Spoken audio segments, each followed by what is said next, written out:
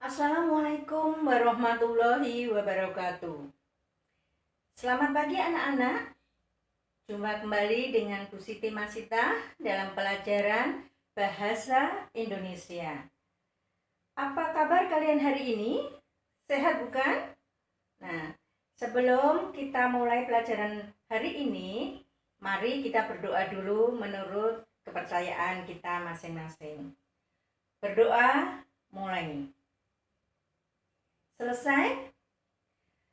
Anak-anakku, sebelum kita mulai pembelajaran ini, itu dulu di presensi alhamdulillah kalian masuk semua. Berarti kalian dalam kondisi sehat ya. Pelajaran yang lalu, minggu lalu kalian telah belajar mengenai cerpen ya, mengenai cerpen. Apa itu cerpen? Kemudian struktur teks cerpen. Nah, pada pagi hari ini kita akan belajar tentang menulis teks cerpen. Karena ini pelajarannya cukup sulit, tolong kalian perhatikan dengan benar apa yang akan Ibu sampaikan. Sebelumnya, kompetensi dasar pada hari ini adalah 4.6. Mengungkapkan pengalaman dan gagasan dalam bentuk cerita pendek dengan memperhatikan struktur kebahasaan. Kemudian indikator pencapaian yang pertama, menyusun karangan cerita pendek berdasarkan kerangka karangan dengan memperhatikan struktur kebahasaan. Yang kedua, menyusun cerita pendek berdasarkan pengalaman atau gagasan karya sastra, dalam hal ini cerpen, dengan memperhatikan struktur kebahasaan. Kemudian tujuan yang akan kita harap, tujuan pembelajaran pada hari ini apa? Setelah mempelajari materi ini nanti, kalian diharapkan dapat mengungkapkan pengalaman dan gagasan dalam bentuk cerita pendek dengan sikap kritis, kerjasama, kreatif, dan komunikatif. Oke, kita mulai saja. Apa saja yang diperhatikan di dalam menulis teks cerpen? Yang pertama, memilih topik atau tema. Di sini temanya bisa tentang percintaan, misteri, pendidikan, persahabatan, sosial. Yang kedua, kemudian kalian menentukan jenis cerpen dan target bacanya. Jenis cerpen di sini bisa berupa cerpen horor, drama, religi, romantis, tragis mungkin, misteri, drama komedi, komedi romantis, biografi. Kemudian target bacanya siapa? Bisa anak-anak, bisa remaja, dewasa, atau segala umur. Yang ketiga, menentukan tokoh-tokoh. Kalian mengenal tokoh utamanya siapa, tokoh sampingannya siapa, kemudian nama-nama tokoh. Yang keempat, menganalisis watak tokoh.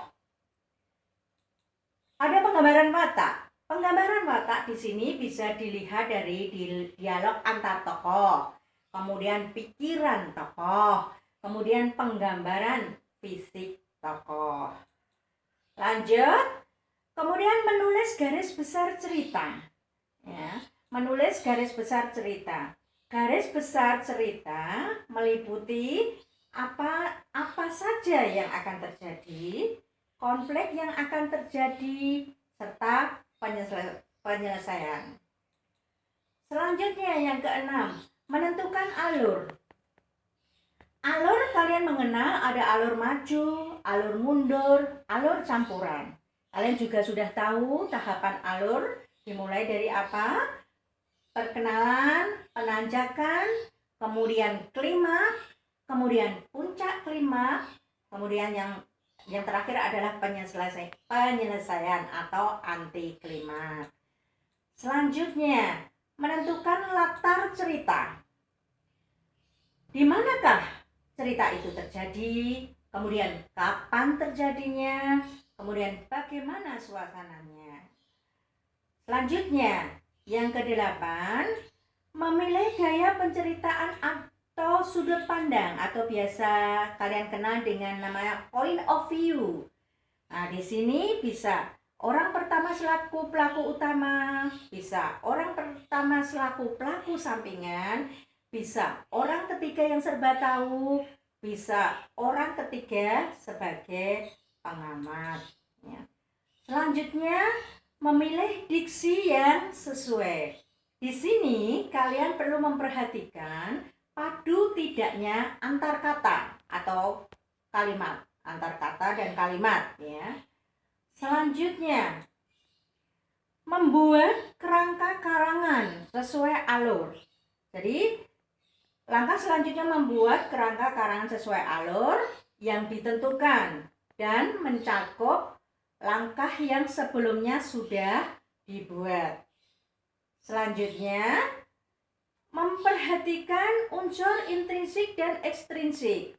Perhatikan semua unsur intrinsik dan ekstrinsik cerpen dengan baik. Kalian juga sudah belajar tentang itu kan? Selanjutnya, yang 12 menyusun cerpen dengan memperhatikan padu tidaknya antar kalimat. Di sini silahkan kalian tulis cerita sesuai kerangka yang telah dibuat dan berikan diksi yang benar-benar tepat dengan memperhatikan padu tidaknya kalimat. Kemudian yang terakhir, kalian bisa memberi judul. Judul di sini buatlah semenarik mungkin berdasar isi cerpen. Unik, kemudian berkesan beda dari yang lain dan jarang ditemui. Itu tadi anak-anakku langkah-langkahnya. Kemudian setelah semua kalian lakukan, itu langkah selanjutnya kalian menyunting. Apa yang harus kalian sunting? Perbaiki atau periksa dan perbaiki kesalahan dalam segala aspek. Misalnya memperbaiki ejaannya, memperbaiki strukturnya, memperbaiki ketidakpaduan kalimat dan lainnya ya. Itu anak-anakku materi pada pagi hari ini. Nanti bisa kalian baca lagi di materi yang sudah Ibu unggah di Google Classroom. Selanjutnya, apa tugas kalian? Ya, apa tugas kalian? Kegiatan kalian pada pagi hari ini. Pertama, setelah kalian mencermati bahan ajar yang Ibu unggah di Google Classroom, yaitu tentang apa tadi? Cara menulis teks cerpen. Yang kedua, kalian silahkan mengidentifikasi pengalaman dan gagasan yang akan diungkap dalam bentuk cerpen ya. Kemudian yang ketiga yaitu setelah silakan kalian merancang pengalaman dan gagasan dalam bentuk kerangka teks cerpen. Itu langkah yang ketiga. Setelah itu, setelah ada kerangkanya, silahkan dikembangkan. Kalian bisa mengembangkan kerangka itu dengan memperhatikan struktur dan kebahasaan teks cerpen. Itu nanti ada di LKPD ya nak, silahkan dibuka. Kemudian yang kelima, pengembangan dari cerpen tadi setelah kalian kembangkan ya.